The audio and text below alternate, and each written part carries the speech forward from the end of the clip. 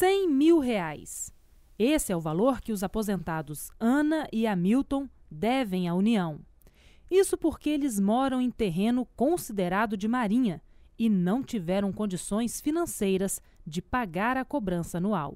A nossa casa foi comprada, registrada em cartório. Sabemos que ela não pertencia à marinha e começou a chegar boleto lá em casa. Eu não dava bola para aqueles boletos. Eu tinha que escolher ou pagar o colégio dos meus filhos ou pagar um imposto que é injusto. Há 2 anos, o casal chegou a ter os bens bloqueados por causa da dívida relativa a 2 imóveis que ficam em terrenos de marinha. Um em Bento Ferreira e outro no Horto. Chegaram a entrar na justiça para não pagar mais a taxa, mas perderam a ação. Um acordo com a Secretaria de Patrimônio da União, SPU, permitiu que a dívida fosse paga em 180 meses, o que representa R$ 500 a menos no orçamento da família todos os meses. Essa dívida está em torno de 100 mil, quando nós recebemos pelos jornais que divulgaram que o SPU estaria dividindo essa dívida em 180 vezes, para ser paga em 180 vezes. Fora isso, continuaram chegando os boletos deste ano, coisa que jamais nós temos condições de pagar. Ana e Hamilton compraram a casa onde moram na década de 1980. Eles afirmam que nessa época consultaram a documentação do terreno no cartório de imóveis de Vitória, que teria considerado o local como um terreno alodial, ou seja, sem a incidência da taxa. 3 anos depois, os boletos começaram a chegar. Ficaram sem pagar, por acreditarem que era algo indevido, mas para este advogado, essa não foi uma boa escolha. Deixar de pagar é uma alternativa que ninguém deve tomar. A solução seria ou contratação de um advogado, procurar a Ordem dos Advogados do Brasil ou procurar o Ministério Público Federal, porque é um problema de cobrança da União, ou procurar a Defensoria Pública Federal, que são órgãos extremamente competentes, são órgãos extremamente bem organizados, que poderão auxiliar a população na sua defesa. Ou a contratação, dependendo de um caso, de um advogado privado, ou de um defensor público, ou até mesmo uma associação buscar pelo Ministério Público Federal uma ação coletiva de defesa da população.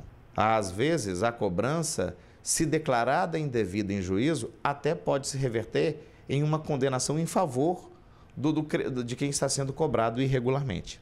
Terrenos de marinha são áreas de propriedade do governo federal, situadas na faixa de 33 metros a partir da linha do pré-mar, ou seja, do nível máximo de uma maré cheia. Essa reserva fundiária do governo federal, da União, ela era mantida a uma determinada distância da pré-mar de 1830, me falha agora o ano exato, para a defesa da costa, para a defesa do litoral. Acredito que hoje essa manutenção possa ser entendida como anacrônica, como desnecessária, porque vejamos, se o Brasil entrar em guerra e alguém quiser invadir o território brasileiro através do litoral, alguém tem dúvida que a União vai ter acesso a todo e qualquer imóvel no litoral gratuitamente para instalar seus postos de defesa? Um dos principais questionamentos com relação à cobrança da taxa está relacionado à localização dos imóveis. Muitos foram construídos a quilômetros de distância do mar e, mesmo assim, os proprietários precisam acertar contas com a União todos os anos. Segundo os especialistas, isso acontece por causa dos aterros, que acabam ampliando a margem dos terrenos, criando assim os acrescidos de marinha.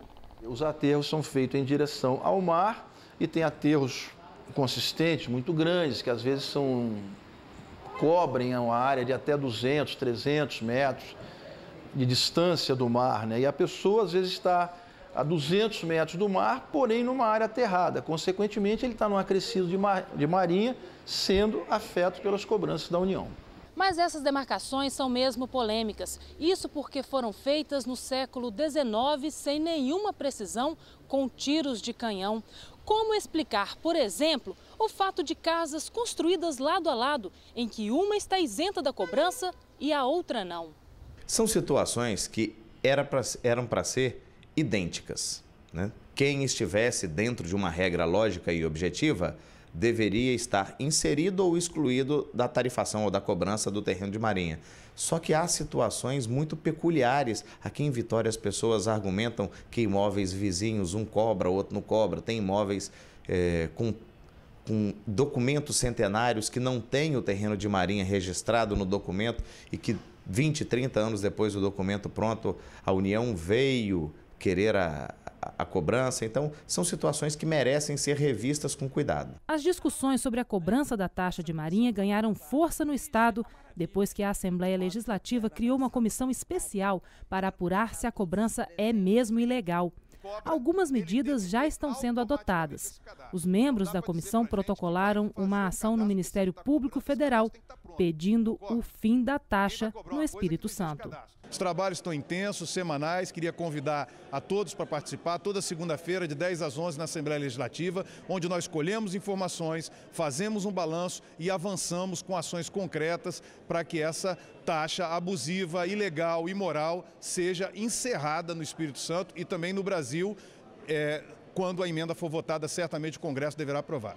Enquanto a questão aguarda alguma definição, o SPU deve medir e cadastrar mais 200 quilômetros em 14 municípios do litoral capixaba, para que também se tornem terrenos de marinha. Atualmente, 80 mil pessoas pagam a taxa. Com as novas demarcações, serão mais 30 mil.